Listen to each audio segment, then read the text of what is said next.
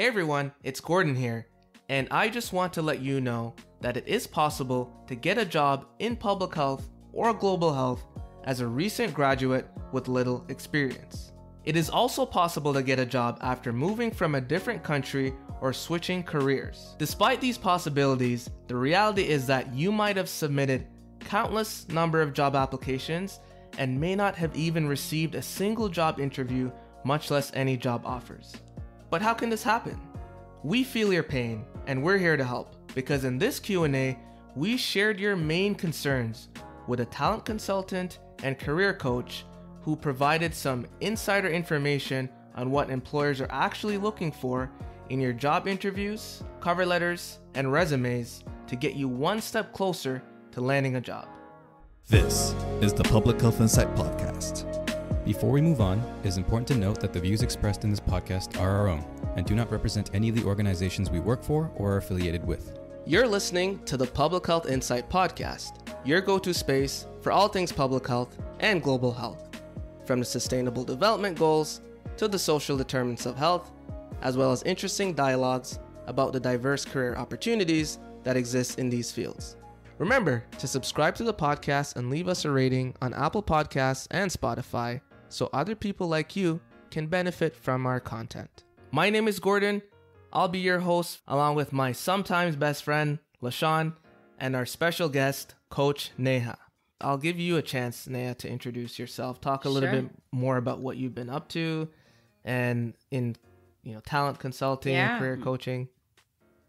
Absolutely. Thank you so much for having me on your podcast, Gordon. So I'm Neha Khorram. I'm the program director for On Deck Recruiting, which is a fellowship for recruiting leaders. And a little bit about my background and why I'm a great person to talk about job seeking in general. I love this topic, so I appreciate you inviting me on here again. Is I actually got a background in coaching. So I started a career coaching and recruiting agency, Beam. And through that work, I have helped many individuals land new opportunities or navigate their current workplace to land promotions. I'm really passionate about helping people gain career satisfaction, really understanding what their guiding principles are and mapping out next steps on how do we get from point A to point B in a very tricky landscape when it comes to hiring, recruiting, and understanding the employer perspective. So a little bit more about what actually gives me the credibility to speak about this is I spent a couple of years as an internal recruiter at B2B Bank as well as Bank of Montreal. And I also was part of Hired.com as a program manager, helping them scale to over 1,000 placements a quarter. And then I have also led a coaching circle for South Asian working women. So really excited to dive into some of the questions and topics that you might have here. And feel free to reach out to me on LinkedIn if other questions pop up. Oh, thank you so much. In terms of connecting on LinkedIn, is there a way that you would connect with people on LinkedIn? Do you send a personalized message? Do you just hit the connect button? What's the best way to do that? That's a great question. So I have Sales Navigator as I'm oftentimes trying to reach out to clients for my business. But at the same time, I highly recommend anyone simply use the connect button. You have 300 characters. You can add a quick note, and short and sweet is always nice, but make it personal. All right. So there you go. So as we move through this session, keep in mind that the tips we'll be sharing throughout will be based on our lessons learned in the Canadian context, but they can absolutely be applied to other contexts as well. So we're going to start off by talking about resumes because we had a lot of questions about resumes, but we'll get this section of the session started off in a little bit of a rapid fire, which I'm going to hand over to LaShawn. All right, perfect. So are you ready for a little insight blitz? Let's do it. So Neha, name one thing that is an automatic no on a resume. Automatic no? There's nothing that's an automatic no. If someone's saying automatic no, they're not doing their job as a recruiter. What about weird formatting or... Yeah, sure. I guess if there's like Lots of errors. Let's stick with that. I'm putting more faith in the people and saying they're more competent, but lots of errors, that's a big no. So you're saying basically it's more the accumulation of errors rather than like a single error that would... Exactly. Okay, gotcha. Okay, perfect. What comes to mind when you think of resumes that you've seen stand out?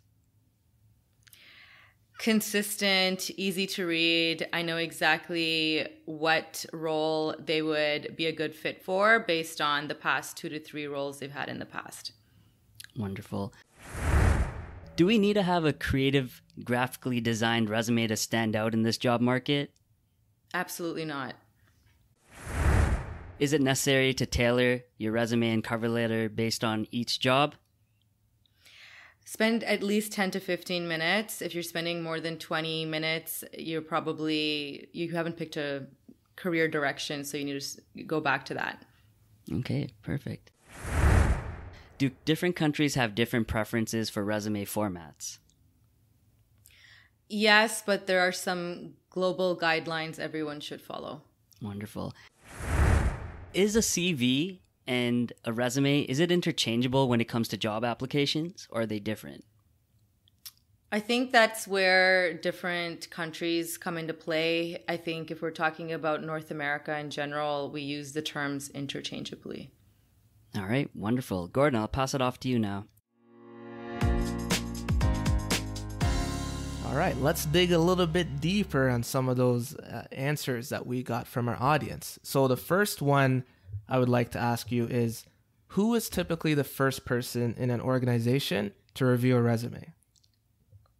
If we're talking about person, it's the recruiter. But before that, we always hear about the bots or applicant tracking system. And depending on whether it's an old school, ATS or applicant tracking system, it might be the first to scrape your resume and prioritize it in the list for the recruiter, who's the first human that looks at it. Should people be worried about this black box ATS? A lot of people are very concerned about getting through the ATS. Not so much, to be honest. I think so long as you formatted your resume correctly and you're following instructions on the job description, that's fine. But there are so many other steps outside of simply applying in terms of outreach and adopting a sales mindset that actually help you network and connect with the right people, that your resume isn't always going to land you that interview. Okay. All right. So you get through this black box ATS and your resume is being screened by a recruiter. What are they looking for in that initial screening? Yeah, it depends on the role that you applied for. They're very much looking to scan for relevant skills as well as years of experience and any qualifications or certifications that are usually listed on the job description. Sometimes there's some hidden criteria in the intake meeting that a recruiter has with a hiring manager that is not always on the job description, which makes things tricky. But that's why having a friend on the inside, someone that you've networked with, can fill you in on those gaps and help you really add those pieces to your resume that really stand out for the recruiter and get that conversation going. Can you share a little bit more about an example of what a hidden criteria would be? Yeah, I think sometimes this could be around soft skills. Sometimes I don't always see a full list of soft skills on a resume or even on the job description, right? If you're going to be looking at the job description as your source of what should I add onto my resume. I think also with soft skills, sometimes we kind of take it for granted, right? That we have either some sort of leadership, that we've played a role as a leader, even if not as a title. I think just highlighting those types of projects could be good in your resume if you ever took the lead on something. To think a little bit deeper around hidden criteria, it's going to look different for every company, which is why I go back to saying, get to know the company, get to know the company culture and the values, and try to piece things together from multiple sources of information and not just the job description. Awesome. One question a lot of people have, and this could even help me as I look to advance my career. what should a resume look like in terms of the layout? Is there a general blueprint for what a resume should look like? I think the most common one that we look at is the chronological order, right? Or the reverse order, rather, where the most recent experience is at the top and you're working your way backwards. So reverse chronological order. And typically I would say your education should be at the bottom. We always want to look at your work experience. That matters so much more, particularly in an era when we're talking about diversity, equity, inclusion, belonging, driving access to people who have not had the privilege to go to college, right? Thinking about those people in particular, I think we're finding less and less. Education matters, of course, but it's not the reason why you got the job. A big portion of why you get the job is how closely aligned was the last role to what you're applying for. So in terms of that format, I think just making sure that your education is the bottom, unless you're a recent graduate. But even still, there's probably some opportunities while you were in school or projects that you can list as work experience at the top. Some hiring managers will say they don't like seeing a summary. Some of them will say they do like seeing a summary. So I think at the end of the day, you have to be really intentional. If you're putting a summary there because you think it's for someone else, then maybe you don't add one. But if you're doing it because you really have something to summarize and highlight, then add it. And it's not going to go against you in any way. And again, making sure that you have dates clearly listed. So I like to see them flush right, just making sure that the dates are easy to scan so we can tally up years of experience. But also it helps us as recruiters cross-reference with your LinkedIn or your public pages where you list some of your experience and make sure that there's no discrepancies, because we're looking for candidates that of course have integrity.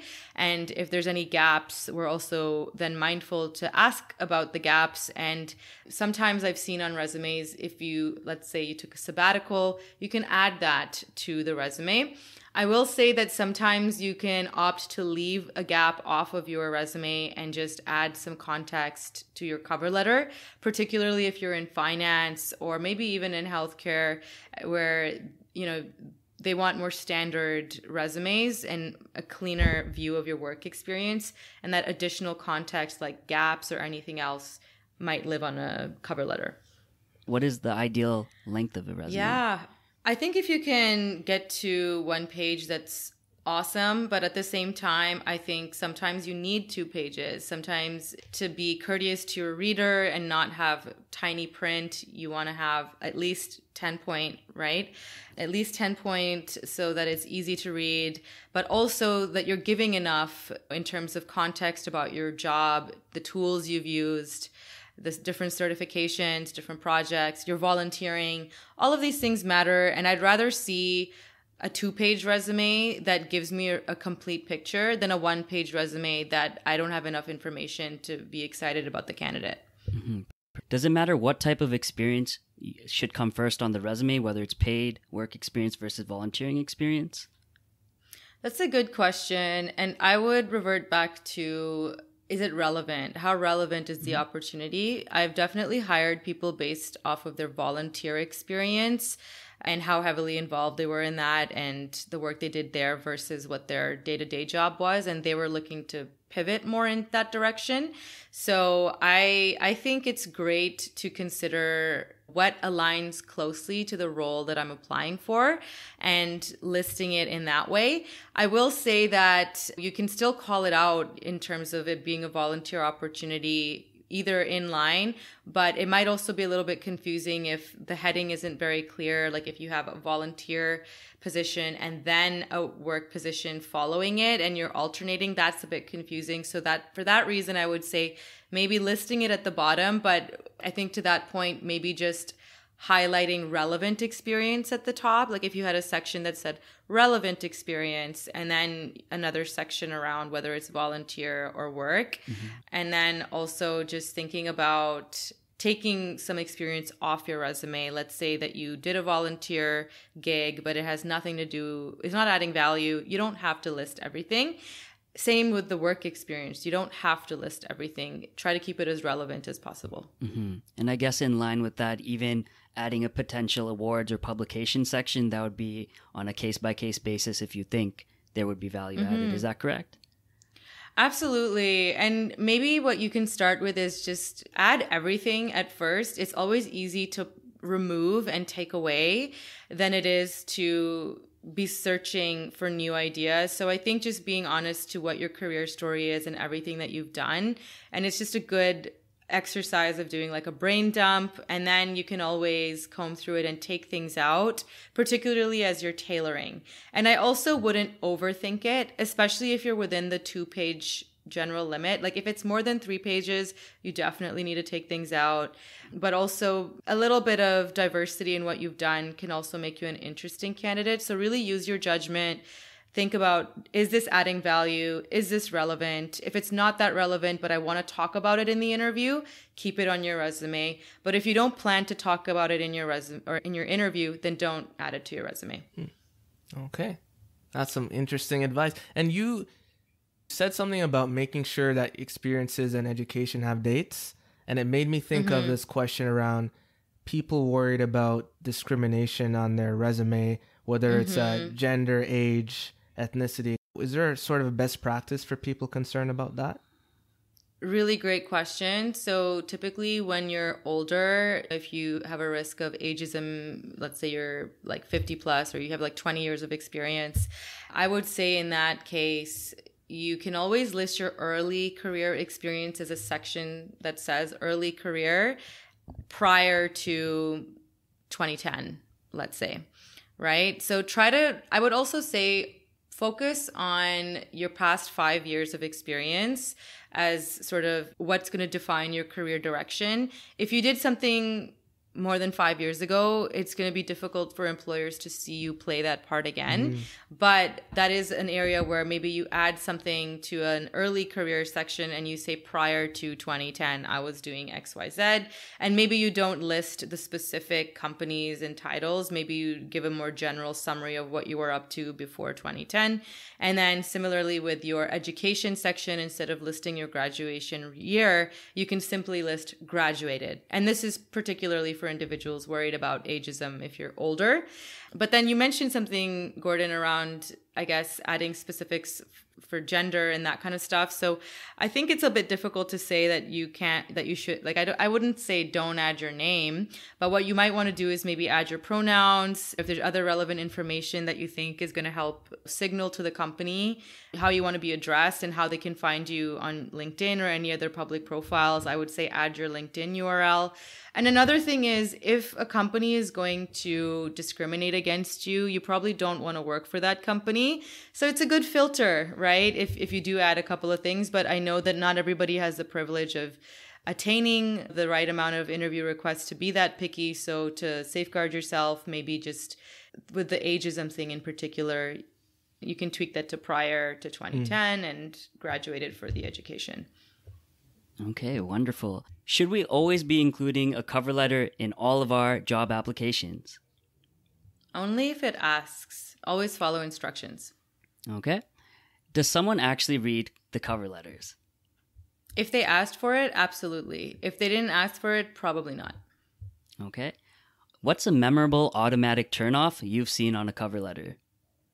Too many paragraphs, not enough truncation. So if you're not adding spaces, if it's poorly formatted, and if you're repeating information from your resume. Okay. How many pages should a cover letter be? I think 1 page is golden, but again, you can look back at the instructions. Sometimes employers have very specific criteria, but I think 1 page does a great job of sharing additional context that's a bit different or expanding on your resume. Cool. Can we use bullet points in our cover letters, or should we just stick to paragraphs? I say stick with paragraphs. Bullet points are nice, but it takes away from the fact that it is a letter and you're sharing a bit of narrative. Okay. Should your cover letter include all your relevant experience? Cover letter? Yes. It should not repeat your resume. That's the point of your resume. All right, wonderful. I'll hand it back over to Gordon. All right. So that was great and everything, LaShawn, but what's the purpose of this cover letter thing in the first place? Why are employers even asking for it? Yeah, that's a really good question. So the reason why you might be asked for a cover letter is to add additional context. Let's say I mentioned you could either add a sabbatical to your resume to cover for a gap, but it's actually better on a cover letter. It's just that if you don't have the opportunity to write a cover letter, you might want to add it to the resume. But it's a good idea to expand on projects that are relevant. You might have listed them in the resume, but then it's an opportunity to add more color. And it's also an opportunity to tie in your research on the company. And again, you're building mutual alignment, right? Every step of the application process, from your resume to the cover letter to the interview, you're always thinking about mutual alignment, and an employer might be thinking, what's in it for me to hire this candidate? So that's where you're sharing how you both fit together. But I wouldn't use it as an opportunity to tell your life story, repeat your resume, or to overwhelm the reader with too much information. Something else that I see is sometimes there's too many adjectives and there's no substance. So really just being mindful. It's okay to keep it short and sweet, so long as what you're saying actually adds value and it's not necessarily repeating and only expanding on the resume. So in terms of adding value, what are those specific things in a cover letter that would add value for the reader? Yeah, I think this goes back to the job that you applied for. So you really have to study the job that you've applied to, especially if you're going to be writing a cover letter, right? Typically a job application, I would say, should not take you more than 20 minutes. You read through the job, you tailor your resume a little bit, not a lot, and you apply and on to the next one. But if we're talking about the cover letter, I would say sometimes that can take 1 to 2 hours to write a really solid cover letter. Unless you have a template and then you're applying for the same kind of role, you have your career direction set up, then again, it shouldn't take you more than 20 minutes to tailor that. And the way you add value is I would look at the job description and actually copy paste it into a Google Doc. And one of the reasons there is sometimes the job description expires, but the job is open. And also it's a good exercise for you to start engaging in the type of role that you want and doing a bit of self-awareness and checking some of the gaps that you might have in the job description now that you have it in this Google Doc. What I would do there is I would highlight everything that you have solid experience with in green. Anything that you have some exposure to, but you're not too solid, highlighted orange. Anything that's a total gap, highlighted red. And that's a good visual cue of whether or not you should apply to the job in the first place. But then it also gives you some information, particularly around the green. Anything that you highlighted green, you can copy paste that onto your cover letter template and start rewriting it and kind of actually give me an example of, okay, you have experience with this. Let's say I led a team of 20 people and reduced the time to accomplish a process by however many hours. Like those types of metrics and that type of team size that you might have led, those are things I'd love to know. They might be on the resume, but tell me more about your process. What did you learn? What's your philosophy within your domain? It's a great opportunity for me to get more curious about you and want to talk to you more and invite you to an interview. Okay. So we've kind of have an idea of how we want to present ourselves. And we've got some questions around how do you even start the letter. So first of all, if you don't know the person, the hiring manager, for example, who do you address a cover letter to? Something as simple as that. How do we just put to whom it may concern, dear hiring manager? I would never use to whom it may concern. I would use dear hiring manager. I think that's the safest bet because at the end of the day, the hiring manager is likely going to be your reporting manager. And I think a lot of people aren't really sure what a hiring manager is. I've seen some companies, particularly smaller companies, put out a job posting to hire a hiring manager. And that's not a real position. That's like a part of what being a manager is. If you're hiring someone on your team, you are the hiring manager, right? So it's always best to address it to the person you're going to be working under. So dear hiring manager should be probably the safest bet. Now you do that. Now give me an example of what a good way would be to start the body of the cover letter. What should someone be saying in that first paragraph? Yeah, I think there should always be a cadence for introduction, body, conclusion. And in the introduction, you want to talk about the role that you've applied, that you're expressing interest in. You want to talk about where you found out about the job. I think it's always best, even if you found it on LinkedIn, it's best to say that as listed on your careers page, but then actually go and make sure it's listed on the careers page. And then talk about why you're interested in it and start your story around what you understand about the company, why it excited you, why you're applying. And then you can dive into the what of your background and that mutual alignment in terms of skills, technology, maybe the network or certain certifications or some research that you've done. What actually is relevant to the role? And again, really sticking to the context of the job. And that's where the highlighting the job description allows for more relevant stories. I think sometimes people go way off course and they're really excited about things they've done in their career that just don't align with the job. And so it overwhelms the reader, but also confuses the reader because it becomes harder for me to picture you in a job if you're sharing lots of examples that don't have anything to do with the job. And the conclusion, so ask for the interview, right? So that's your opportunity to say, I'd love to, or maybe not using the word love. I think we've gotten into this habit of talking like this informally, but I think just saying something along the lines of, I would like to request an interview with you in the upcoming days to discuss a potential fit, right? As simple as that. And then it gets them thinking about, do I want to invite this person or not? So even though it's kind of obvious why you're writing the cover letter, you should always have that call to action at the end. Exactly. All right. Yeah. And so last question about sort of the body.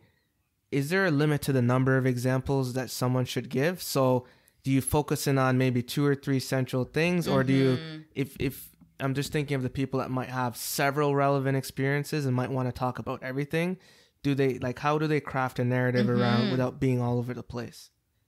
And I see this is where some people will start to list the bullet points, but at that point, you're literally copying and pasting what's on your resume already. Or then I would just say if you're adding bullet points, like that should just live on your resume. The cover letter is an opportunity to expand on context or add additional context, right? I think 2 to 3 examples is perfect. I think anything more than that, you can add that to you can share those examples in the interview. But if it's super, super relevant and you want to share it, I think what you can do is allude to it or start to share it. But maybe it's something that you kind of address as, I would like to share more about XYZ project, like 3 different projects. Should we get a chance to meet in person or take this conversation further, right? So it's okay to kind of shepherd the conversation towards, I want to share more about these other areas. Should we get to that step? Okay, wonderful. So what is the best way to familiarize yourself with the virtual platform that you will be used to have an interview, a remote interview? Right. I think what you could do is just set up an account with, let's say it's Zoom, or if it's Microsoft Teams or Google Hangouts or some other platform. It might be a good idea to just do a dry run. If you set up an account and just practice with a friend or with yourself, right? You can just log on and start a meeting on your own just to get familiar with where the mute button is, the camera button is, and how to set up your mic or your headphones if you're going to be using additional equipment. What does your background look like? Do you want to add, with Zoom, you can add different backgrounds and it will remember that. And the next time you log on, it'll be there. What time is your interview? If it's a remote job and it happens to be nighttime where you are, is your lighting sufficient for nighttime video interviews? Doing that kind of stuff can help not only reduce stress and anxiety leading up to the day of, it gives you a good idea of where to look for different buttons and things, right? So setting up an account and setting aside some time to play around is a good idea. Okay, wonderful. And what is the appropriate thing to wear for a virtual interview versus like an in-person interview? Yeah. It depends on the company and the company culture. I would Google the company and look at their team events. If they're wearing suits and ties, maybe it's a good opportunity for you to maybe consider doing the same on your interview. Treat your interviews like a real on-site interview. But at the same time, I will say that we're seeing a huge cultural shift where before, I'm used to tech companies. I pivoted from banking to tech. And in tech companies, like this is what my former employer's t-shirt hired. So this is what we would wear.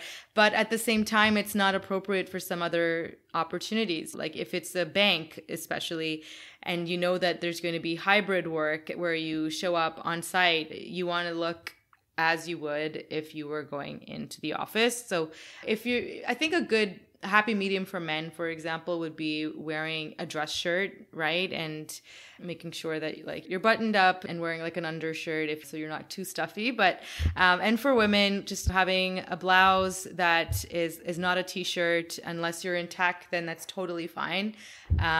So mirror the culture that you're stepping into. Okay, wonderful. Can you share a few common interview questions that candidates should always prepare for? Definitely. So always prepare for tell me about yourself. Be prepared to talk about your strengths, your weaknesses. What do you know about the company? And what are your top goals? I love that. Can you tell me a couple of things to avoid during a job interview? I would say avoid jokes, because everyone has their own sense of humor, but it might not land correctly, especially if it's the first time you're meeting someone and they're interviewing you and they're not sure about you. So as much as there might be a bit of banter and sometimes jokes land well, I would try to steer clear of them. Other things that you probably don't want to do, bad-mouthing your previous employer. Talking about salary, I think employers should be the one to talk about it, unless you're getting towards the end of your initial call and they haven't brought it up. You can maybe ask if they would like to discuss the salary range or not. But that's also something that it can signal that you're motivated by money more than the actual job. So something to keep in mind. Fair, that makes sense. What is the most important thing that a candidate should get across during their interview? I think, the main reason that they invited you to the interview is because they're excited about your background. They're excited about your resume. So you want to, again, craft a story around mutual alignment. So definitely do your research and be sure to bring up what you found out in your research and tie it back to how it aligns with your goals and what you've done before. The idea is, again, with all of these steps is to get the employer excited about you for the next round. And it might actually serve you to learn about what the next steps are. Let's say if it's a take-home assignment, then maybe being able to dig into what that take-home assignment is, what their expectations are, so you're ready for that next immediate round. Wonderful. Is it a good idea to ask for immediate feedback at the end of the interview? I've been seeing a lot of advice floating around saying you should ask, are there any concerns about my background? I think it is too soon, to be honest. It can catch a lot of people off guard. So interviewers might feel like they haven't had a chance to give this much thought. What I like to ask instead, if you really want feedback, I would rather think of it as planting the seed, right? So you want to be planting seeds that I am the right candidate for the role, or that at least, I want to move to the next round. So the best way to do that is to ask, what is it about my background that you're most excited about? Right? So that's a great way to give them something honest to give you feedback on, but it's positive. And I've actually seen how this opportunity has opened up conversations around next steps a lot faster. So what is it about my background you were excited about, or that you are excited about? I like that one, LaShawn. Yeah, for sure. What is the main reason for people being able to get interviews but not being offered the job? Yeah, I don't think it's going to be the same exact answer for every hiring manager. It's such a nuanced process. Sometimes there's some internal things where the requirements change, timelines change. But overall, it's because someone else is a better fit for the job. And it's a really tough pill to swallow. But it's really important to remind ourselves of how many amazing people there are out there. And every time you land a job, it's like the experience you've had of being rejected as a candidate, it's what's happening every time you get a job. Every time you've been offered a job, there's a number of other people that are feeling the same way. So it's just important to remember that the reason why you don't get a job offer is usually because other candidates performed better in the interview and likely had a better profile for the job. Wonderful. Okay, with that, let me pass it back over to Gordon to dig a little deeper. Yeah, let's dig a little bit deeper on something that you said there, Neha, about one of the common interview questions being, tell us about yourself. What's the best way to approach answering that question? Do I just kind of spit out back my resume that you read, or like, is there a creative way we can answer this question? That's a great question. So I think tell me about yourself is an opportunity to kind of summarize your resume. So you could also think about it as walk me through your resume or walk me through your career history. But I would add the caveat of walk me through your resume or walk me through your career history as it relates to the current job, right? So always tying it back to the current job. And I would also say stick to the context as much as possible in terms of, highlighting things on your resume that are as pertinent to the role as possible. Maybe you don't talk about everything there. Try to keep it, I would say 2 minutes is a good average, right? Like you want it to be at least a minute long. A minute is what I would aim for. If it happens to be 2 to 3 minutes, that's fine too. If it's more than 3 minutes, you're definitely talking too much. And I would also say that the tell me about yourself question, I've had some candidates, for example, ask, oh, do you want me to talk about my personal life or high school? But again, it's just reading the room and understanding that you're here for a job interview. So I want you to talk to me about yourself in relation to the job interview. Alrighty. So in general then, how is there sort of a best way to approach preparing for a job interview? You mentioned it's incredibly important to do some research on the company you're interviewing with. Are there any other things besides preparing for those common interview questions that people should do to get that confidence to perform in that interview? Yeah, I mean, a big part of it is that research on the company, but then also researching your own career history and doing that stock check of all your accomplishments, but also your gaps and being real about that and understanding what did you learn from those mistakes or let's say weaknesses or areas of improvement and really focusing on that piece. And another thing I would say is to practice with a friend or a mentor or a coach. I think even if, let's say, no one's available, you always have yourself and your phone. You can always record yourself. You can, Google some common interview questions. Go to Glassdoor and see what the company is actually asking their interviewees. Or on Indeed, I know that they also have interview questions. And start practicing with yourself and think about, give yourself your own score, right? Score your own interview if you don't have anyone else to practice with. And you can maybe do it in front of a mirror. And that also helps build some confidence. And you notice things about your body language or your eye contact that you can also improve. Are there any tips for structuring your answers in an interview in general? Definitely. So I always like to give the tip around structuring your interview response for behavioral interview questions. So questions that start off with, tell me about a time, describe a time, or anytime you're sharing a specific example or situation, those situational interview questions, you can structure them with the STAR method. So STAR stands for situation, task, action, result. Oftentimes, I find that people are great at talking about the situation, but they're not so great at talking about the action that they took.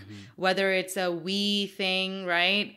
Or like an I did this or we did this, also minding the I and we. Is it, a question where I asked you what your team did, or am I asking you what you specifically did? And then also amplifying the result. So what was the feedback from your stakeholders? What was the impact to the business or the bottom line? What are some numbers involved that you can share? So wrapping it up really nicely there, because people get way too caught up in the situation. So situation, task, action, result, really hammering in on action and result.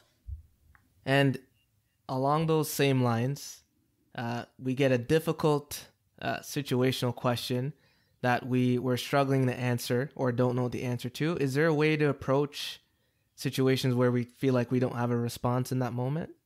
I think practicing the pause is a good one. It's totally okay to take a pause. It's okay to gather your thoughts. It's pretty much expected, right? So it's good to take a pause. And I would say if you have a pen and paper, you can maybe start taking some notes.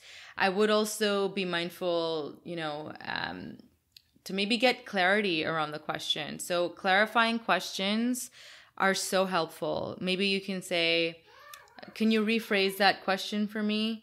Or you can say, what I'm hearing is XYZ. Is that correct? And that buys you some time, but it also allows them to clarify or expand on what they need. Awesome.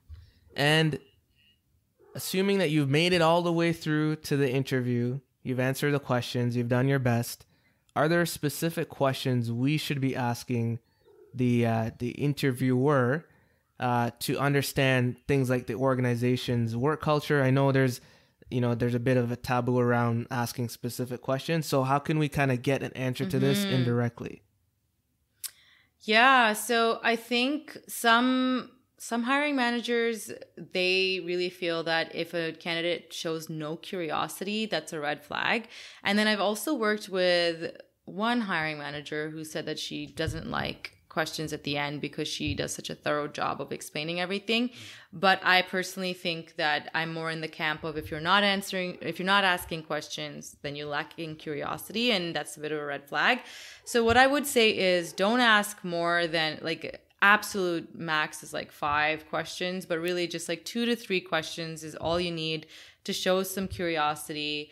And what I would say to that is instead of asking about the company culture, ask about the team dynamics, because every team has its own way of functioning. You might not really be as part of the global culture until maybe you're 6 months down the road. But in the initial days, especially, your team is everything. So really understanding how you're going to work together day to day in your team dynamics is probably more valuable for you than the overall company culture, which also just feels like a stock interview question at this point. Is there a way to kind of ask a question, like if you're legitimately, worried about their work culture or the potential manager's leadership style? Is there a way to, figure that out during the interview? Totally. So with the leadership style one, what you could ask is, can you tell me a little bit about your leadership style? And that allows them to set expectations and to be transparent. And you don't need to add context of on Glassdoor, I saw XYZ, or I had a really bad experience in my last organization. Maybe just skip the why of all of that and just ask the question plain and simple in a courteous, polite manner. So always thinking about my goal is to extract this information. How do I do that in a polite way where I'm not putting the person down or putting them in a tough spot or making them feel uncomfortable? Because it's probably not making me look like a good candidate either. Mm-hmm. Awesome. And the last question we have is it's literally related to the last question you would ask after an interview. I know it's, like you said, it's sort of best practice to ask some questions. It's also not good to ask questions to things that were maybe explicitly told to you during the interview. So that kind of maybe shows that you're not listening. So are there any kind of pre-planned, templated type of questions that you can plan for the end of an interview?